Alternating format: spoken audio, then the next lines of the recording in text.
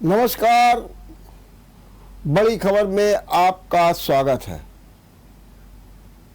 अभी अभी खबर मिली है कि दिल्ली मेयर चुनाव में आम आदमी पार्टी भारी मतों से जीत गई है। उनके प्रत्याशी सैली ओबेरॉय को 150 वोट मिले और वहीं दूसरी ओर भाजपा को 110 वोट मिले। आपको भली प्रकार मालूम है कि किस तरीके से दिल्ली में भाजपा और आम आदमी पार्टी के बीच मेयर के चुनाव को लेकर के रस्साकसी चल रही थी। सुप्रीम कोर्ट को हस्तक्षेप करना पड़ा और उसके बाद जो है आज मतदान हुआ और मतदान में आम आदमी पार्टी की जीत हो गई।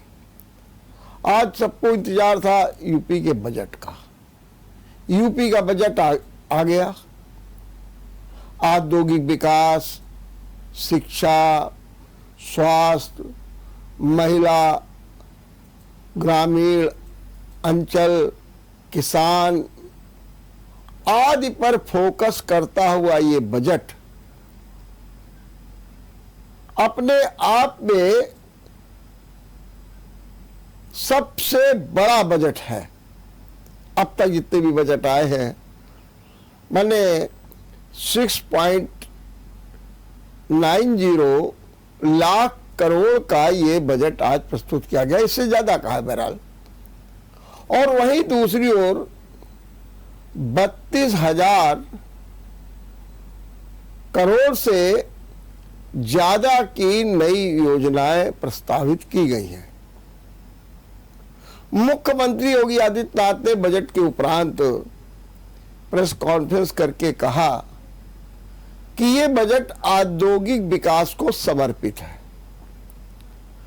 मतलब सीधा आशय ये है कि जो निवेश की प्रक्रिया चल रही है, जिसमें 32.50 लाख करोड़ का निवेश है और 25,000 लोगों की भागीदारी है, उसको इस बजट से नया संबल मिलेगा। दूसरी ओर मुख्यमंत्री ने भी कहा कि देश में उत्तर प्रदेश सबसे बड़ी अर्थव्यवस्था वाला राज्य बनेगा। $1 ट्रिलियन की बात तो वो पहले कही चुके हैं। तो आज के बजट को लेकर के उन्होंने ये भी दावा किया कि अब हमारे प्रदेश में टैक्स चोरी रुक गई है, जिसके कारण हमारा जो रेवेन्यू है, राजस्व है, वो बढ़ा है। और उन्होंने ये भी दावा किया कि देश में सबसे सस्ता डीजल और पेट्रोल उत्तर प्रदेश में ही मिलता है।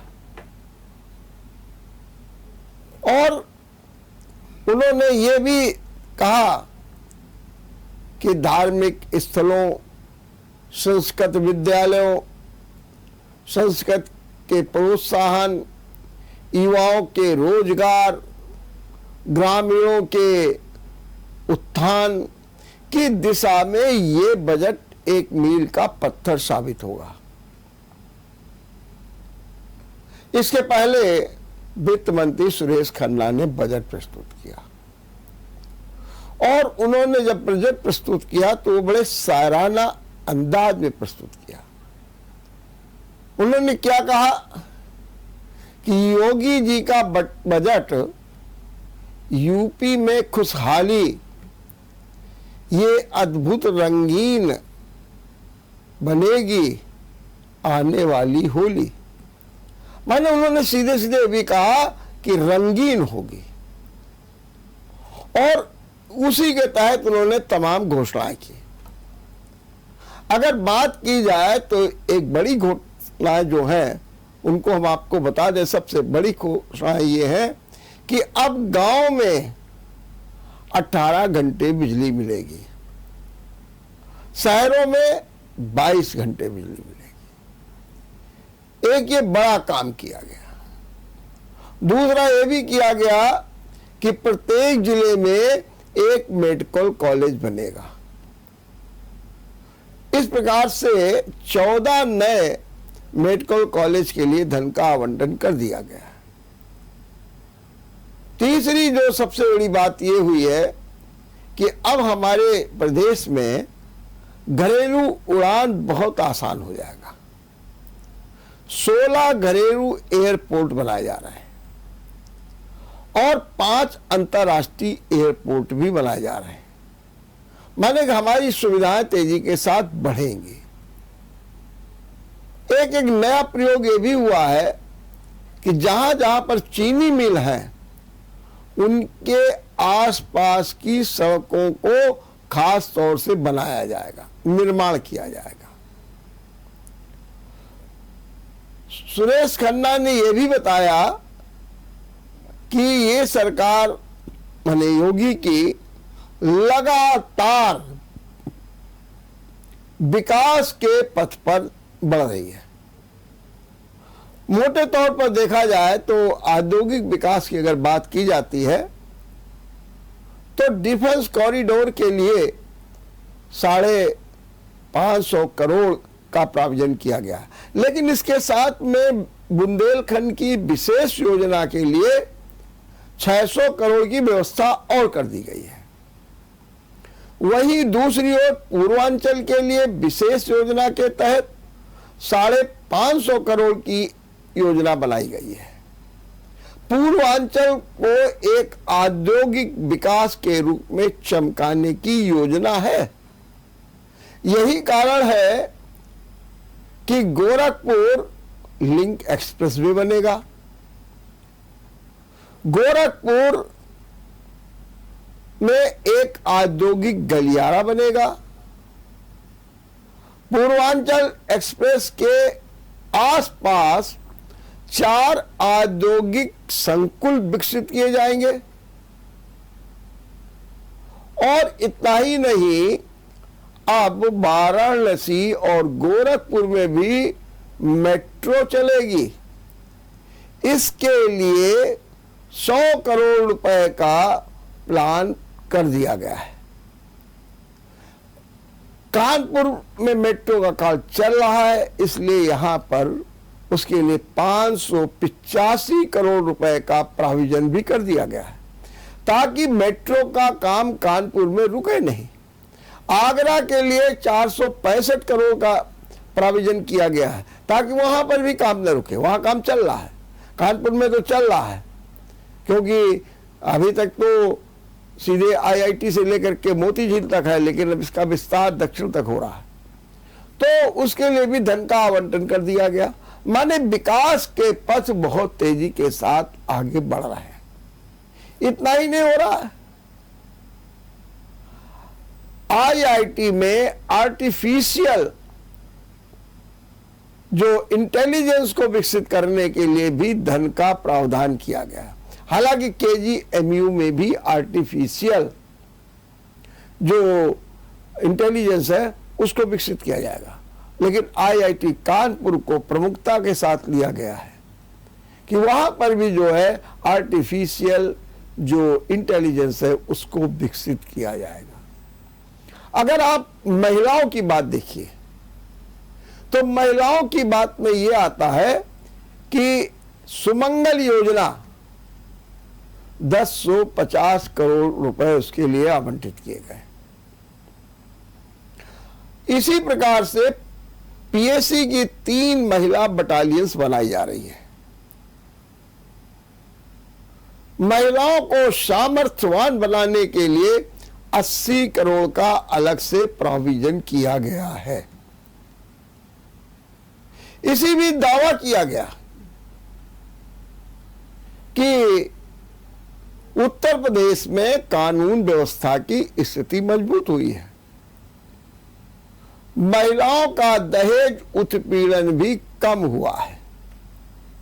हालांकि ऐसे मामलों के लिए धन का भी आवंटन कर दिया गया है। चिकित्सा के क्षेत्र में व्यापक काम हो रहा है। प्रधानमंत्री की जितनी भी योजनाएं हैं, आत्मनिर्भर स्वस्थ योजना हो, आयुष्मान योजना हो, मुख्यमंत्री की योजना हो, उसके अलावा सामुदायिक जो स्वास्थ्य केंद्र है वहां पर उपकरणों के लिए 100 करोड़ रुपए की व्यवस्था की गई है। अक्सर ये रोना रोया जाता है कि सामुदायिक जो स्वास्थ्य केंद्र है वहां पर कुछ है ही नहीं है, तो कैसे होगा मरीजों का इलाज, लेकिन सरकार का अपना ध्यान उधर भी गया है।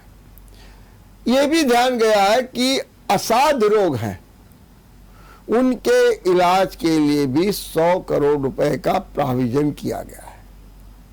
सीधे सीधे ये कहा गया है कि 100 करोड़ रुपए से असाध्य जो है रोगों का इलाज होगा। 1700 किसान पाठशालाएं बनाई जाएंगी। एक ये भी व्यवस्था की गई है कि गांव में भी जो युवा हैं वो स्टार्टअप योजना को अपना सकें। उसके लिए एग्री टेक जो है एक योजना को लागू किया गया है। इसी प्रकार से एग्रीकल्चर योजना को लागू किया गया। इतना ही नहीं, जैविक खेती को प्रोत्साहन देने के लिए भी धन का आवंटन किया गया है। अगर हम खाली जो किसानों को जो सुविधाएं मिली हैं उसके बारे में अगर हम जाने तो किसान नेता धर्मेंद्र मलिक कहते हैं कि ये बहुत ही स्वागत योग्य बजट है और इससे किसानों को बड़ी राहत मिलेगी। किसानों को बिजली मुफ्त मिलेगी, नलकूप की बिजली मुफ्त मिलेगी और सिंचाई की सुविधा मुफ्त मिलेगी। इससे किसानों में खुशहाली आएगी। ये किसान नेता धर्मेंद्र मलिक का बयान है और ये भी कहा जा रहा है कि ये बजट उस दिशा में अपनी अहम भूमिका करे। एक ये भी था कि टैबलेट नहीं बन पा रहे हैं, स्मार्टफोन नहीं बन पा रहे हैं, लेकिन योगी सरकार ने अपने बजट में 3600 करोड़ रुपया टैबलेट और स्मार्टफोन के लिए भी आवंटित कर दिए कि आपकी जो युवा शक्ति है उसको शक्तिमान बनाना है। इसलिए इस बात के भी प्रयास हो रहे हैं कि टैबलेट और स्मार्टफोन दिए जाएंगे युवाओं को। रोजगार की भी चिंता की गई है।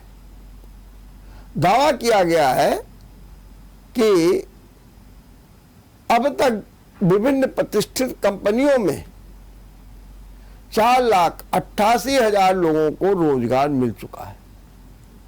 कपड़ा के क्षेत्र में 31,000 रोजगार के सृजन होंगे।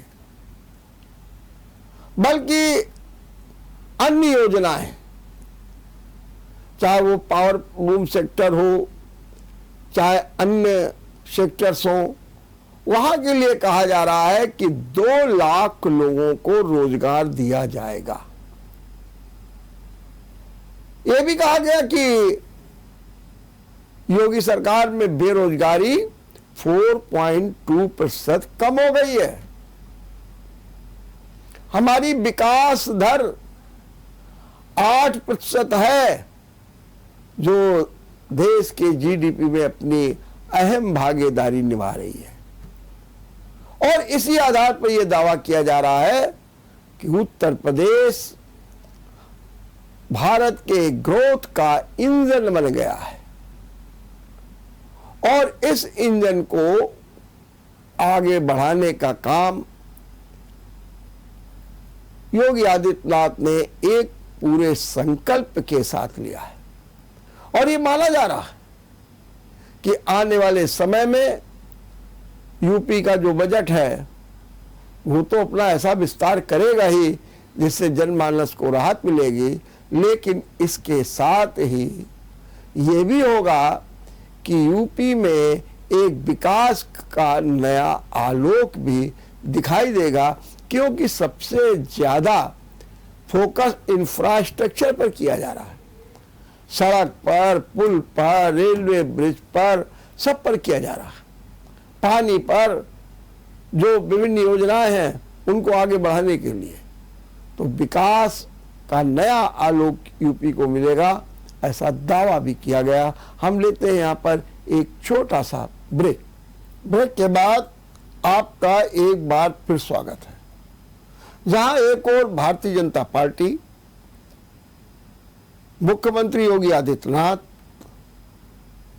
मंत्री, भाजपा के विधायक सब बजट की भूरी भूरी प्रशंसा कर रहे हैं और कह रहे हैं कि वास्तव में इस बजट ने उत्तर प्रदेश को एक नया आयाम दे दिया है। वहीं दूसरी ओर समाजवादी पार्टी ने एक तीखी प्रतिक्रिया व्यक्त कर दी। कहा सपा के अखिलेश यादव ने, मनोज पांडे ने, शिवपाल ने, ये बजट बेकार है, कोई काम का बजट नहीं है, इस बजट से किसी को कोई भला होने वाला नहीं है,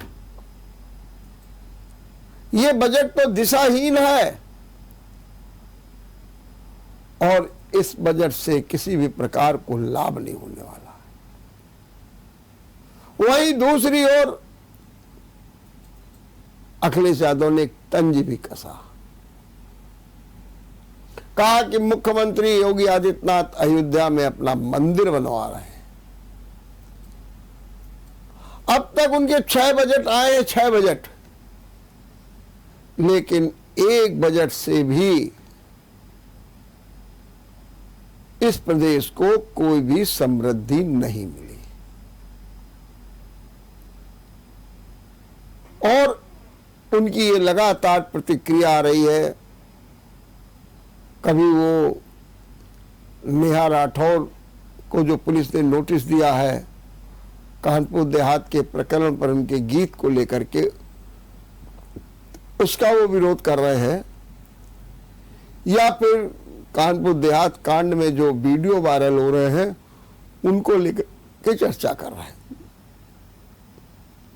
माने कि समाजवादी पार्टी पूरी तरीके से हमलावर है। आज समाजवादी पार्टी का एक चेहरा और दिखा, जिससे लोगों ने कहा कि भगवा बनाम शेरवानी। आज जहां एक और मुख्यमंत्री योगी आदित्यनाथ ने अपनी परंपरागत भगवा वस्त्र में थे, उनके तमाम विधायक और मंत्री उसी भगवा में थे, वहीं दूसरी ओर आज अखिलेश यादव काली शेरवानी में दिखाई दिए। और वही नहीं, बल्कि उनके साथ चलने वाले 3-4 विधायक भी काली शेरवानी में थे। अब ये काली शेरवानी क्यों पहनी गई है इसका कोई पता नहीं चल पा रहा, लेकिन लोग क्या कर रहे हैं, जोड़ रहे हैं। आजम खां भी आते थे तो ये काली शेरवानी में आते थे।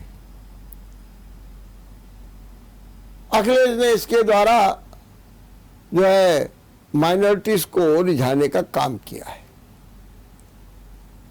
कुछ लोग कह रहे नहीं, ये बजट का एक विरोध करने का भी तरीका है। तो काली शेरवानी में आए, जिसको देख करके लोग अचंभे में हो गए कि अखिलेश किस रूप में आए हैं, लेकिन आए, सदन में बैठे। वही दूसरी ओर आपको एक और दिलचस्प वाक्य बता दें। हमारे यहाँ लोग मुख्यमंत्री के साथ फोटो खिंचवाने के लिए कितने परेशान रहते हैं। पूर्व मंत्री मोहसिन रजा ने आज फिर मुख्यमंत्री के साथ फोटो खिंचवाने के लिए मंत्रियों को धक्का दे दिया। जैसे ही कैबिनेट की बैठक खत्म हुई मुख्यमंत्री के आवास पर, और जैसे वो लोग निकले तो लोग फोटो खिंचाने के लिए खड़े हो गए। पीछे मोहसिन रजा भी आ गए, लेकिन मोहसिन रजा तो जरा लंबे लंबे हैं तो उसका उन्होंने फायदा उठाया और साथ में उन्होंने देखा कि मंत्री आगे खड़े हैं तो उन्होंने एक दो को धक्का दे दिया और धक्का देने के बाद अपनी फोटो, इसको लेकर के लोगों ने बड़ा शर्मनाक स्थिति बताई। और ये पहली बार नहीं हुआ है, कुछ दिनों पहले एक मंच पर मुख्यमंत्री योगी आदित्यनाथ थे, कई मंत्री थे, और वहां पर माइनॉरिटीज के मंत्री दानिश अली भी थे। मोहसिन रजा वहां पर पहुंचे और दानिश अली को धकिया करके कि नहीं, मुख्यमंत्री के बगल में तो हमको बैठना है, धकिया दिया। इसको लेकर के भी विवाद हुआ। क्या हो रहा है ये देखने की बात है। कांग्रेस के नेता प्रमोद तिवारी ने भी बजट का जबरदस्त विरोध किया और उनका भी कहना है ये बजट ने सबको निराश कर दिया है। इस बजट में केवल आंकड़े भरे गए हैं, इस बजट को केवल नौकरशाहों ने बना दिया है। ये प्रतिक्रिया जो है प्रमोद तिवारी की भी आई है। देखते रहिए बड़ी खबर। नमस्कार। अगर आपको हमारा वीडियो पसंद आया हो तो हमें लाइक करें, सब्सक्राइब करें और ज्यादा से ज्यादा शेयर करें और हाँ, बेल आइकॉन दबाना ना भूलें ताकि हर खबर का अपडेट आप तक पहुंचे तुरंत। आप हमें इंस्टा, ट्विटर और फेसबुक पर भी फॉलो कर सकते हैं। हमारी आईडी है @JMT News Flash।